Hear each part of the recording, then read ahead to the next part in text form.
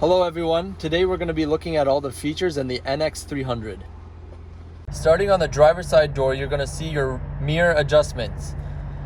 The directional pad here is for your left, right, up and down. You have your left and right mirror. Up above you have your auto fold for the mirrors, meaning for when you lock the doors, the mirrors will fold in. If you push to the right, it'll manually fold them in. To the left, it'll be off. Also on the side of the door, you have your memory seat. So you have 3 seat settings on which you can adjust the seat. And when you press set and the number you want, it means it'll save that seat adjustment. Your seat, you will see your seat settings. On the back left, you have your lumbar support. You have your tilting for the back. And you have your move forward and move backward for the seat. On the same button for the move forward and move backward, you have your raise the rear part and raise the front. On the left-hand side of the steering wheel, you have your steering wheel adjustment for up, down, in, and out. On the left-hand side of the steering wheel, you will notice 5 buttons here. The first top left one here is auto for your auto high beams. When you turn this on, your high beams will turn on and off automatically. To the right with the green light, you have the BSM for your blind spot monitors. This will indicate when someone is in your left or right blind spot monitors in the side mirrors. You can open and close your trunk here. This is your heated steering wheel. Reminder that it only works for the left and right side of the steering wheel. You can also see a 360 view of your car. To the right of that, you have these 2 buttons here. This is the folding for the left and right rear seats. On the left-hand side behind your steering wheel, you will notice your lights. With the notch here on auto, that means that the lights will turn on and off automatically. If you move it once down, it'll be off. 2 above will be on. Also notice the wheel in the middle. This is for your fog lights. On the left-hand side of the steering wheel, you will notice a volume control. You've got volume up and volume down. The arrows beside it is for a previous and next song. Your mode will take you through your AM, FM, Bluetooth. For here, when you're connected Bluetooth, you have a pickup and hang up phone. The voice here is for the voice command for all your commands for navigation, calling, or anything else. On the right-hand side of the steering wheel, you will notice a directional pad. You have left, right, up, and down. These commands here will control everything in the middle panel of your dashboard.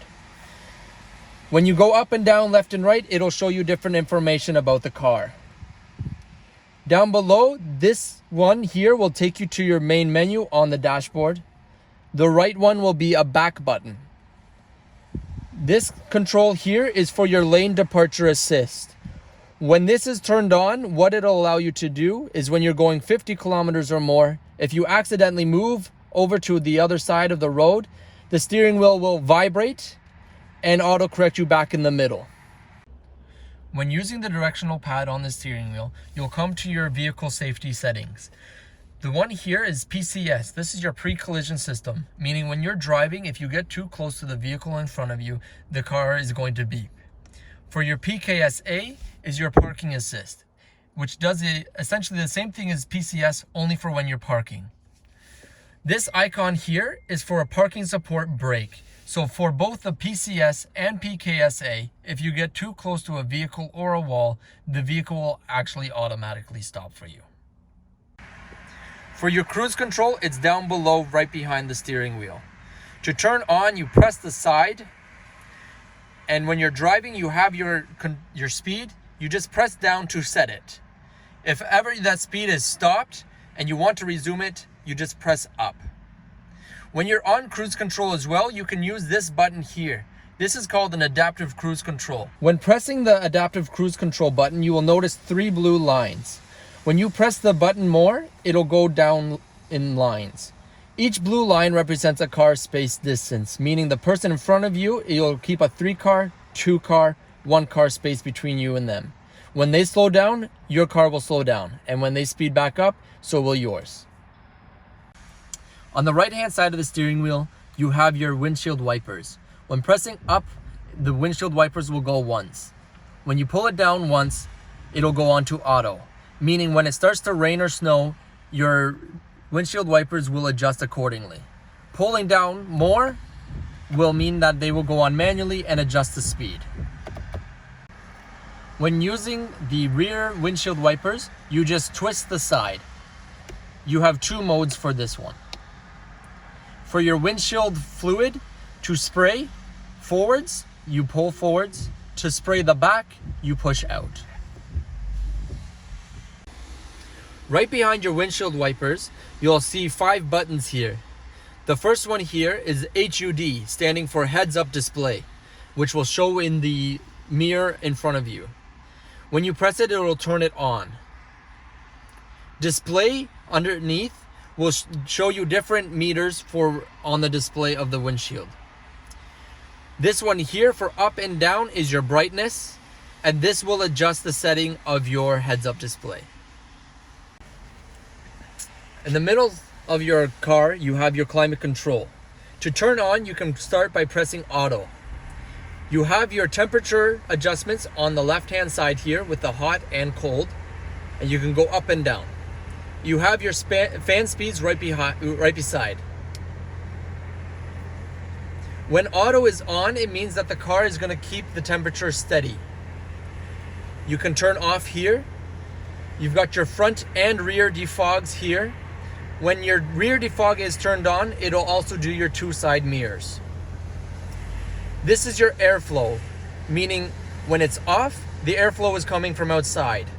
On, it is keeping it inside. Your AC unit is here.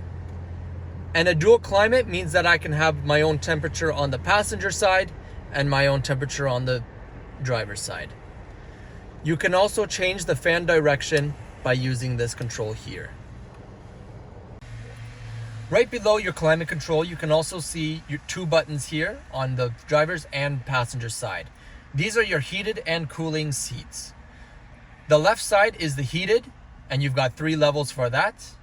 And the right side is your ventilated or cooling seats, and 3 levels for that as well. It is the same on the passenger side. Right below your climate control, you will have your CD player and your radio settings. Starting at the top of your center console, you will see your driving modes. If you turn this to the left, you will go into Eco. Turning to the right will go into Sport. And pushing down, you will go to normal. Eco means that the car is going to be in a more economical state, meaning it's saving you more gas, but the car has less power. Going to sport will give you more performance, but it'll be using a little bit more gas. Right below your driving modes, you have your EV mode. This is an all-electric mode, meaning that when your battery is powered enough, you can press this on and it will not use any gas. This can only be available between 30 to 60 kilometers an hour. To the right, you have your traction control. This is what gives you your traction during slippery times. You always want to leave this on. Underneath is the hold button. This is called a brake hold. When you're driving and you come to a complete stop, you can turn this hold button on, meaning when you let go of the brake, the car will not move. It's stuck in a brake hold. This is your emergency parking brake. This is turned on auto. You don't have to touch it. As soon as you put the car in park or in drive, it'll engage or disengage. You have your trackpad for the infotainment as well. You just move it around like it was a laptop pad. To enter for anything, you just press down anywhere on the pad. On the top of the pad, you have your map availability, your menu availability, and also your back. Here we have your infotainment. For now, I've started by pressing the map button on the center console to get us to your map. On the left-hand side here, you have your search destination through the magnifying glass. By selecting it, you will have all your options for search, your destination assist, favorites, recents, and emergency. If you like, you can also set up a home destination so that whenever you want to go home, you click here and your route will come up automatically. When wanting to go to your menu, you press the menu button on the center console and you'll have this menu come up here. You can also search your destination for your routes here. You have search, go home, recents, favorites, and you can find through contacts. Going to the right, you will have audio. You have your AM, FM, Sirius XM, and your Bluetooth. You will also see CDs and USBs when they're plugged in. Your phone will be here. For when your phone is connected Bluetooth, you will be able to see your call history, your favorites, your contacts. You can even use a keypad. Going over to projection is for if you have an Apple phone or an Android, you can use Apple CarPlay or Android Auto.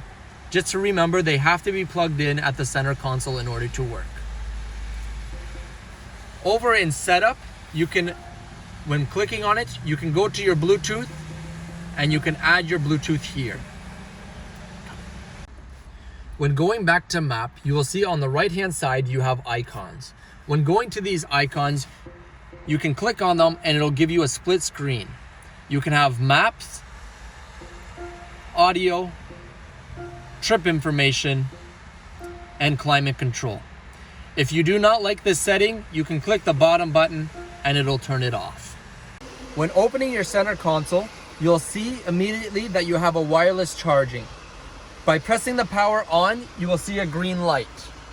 When placing your phone on top, an orange light will come on, meaning that your phone is now charging. When lifting your wireless charging up, you'll see down below that you have your auxiliary outlet, your 2 USBs, and your 12 volts. Now, a reminder for these 2 USBs, this is where you plug in for your Apple CarPlay and Android Auto. When looking at your rear view mirror, you will notice 3 buttons. These 3 buttons are for garage door operators, which you compare to your own garage at home. The power button here is for the green light. This green light means that in the evening, if someone has their lights on behind you and it's reflecting through your 3 mirrors, that there will be an auto dimmer or a tint, if you will, that will not allow it to reflect in your eyes. Looking directly above you, you will see your sunroof operators. This side here will tilt your sunroof up and down, and this side here will open the sunroof back and forth. This light here saying door on it, when it's pressed in like this, means when you open the door, the light will turn on. But if this is pushed out, the light will be off. For the lights themselves, you just touch and they will turn on. The SOS button here is called a Safety Connect feature, meaning that if you have an issue on the side of the road, being a car accident, a flat tire, or any engine troubles, all you have to do is flip this down, press and hold until you hear the beep, and it'll connect you to a live agent and they will send roadside assistance and 911 if needed. On the left side of the vehicle, you'll notice your gas cap. To open it, all you have to do is have the vehicle unlocked and press on the back side and it'll open up. Just a reminder that this vehicle takes 87 or regular.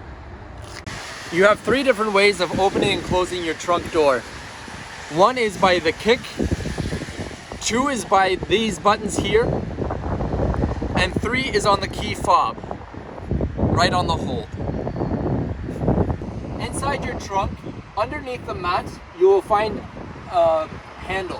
When you open this handle, it'll pop open. You have an extra folder inside.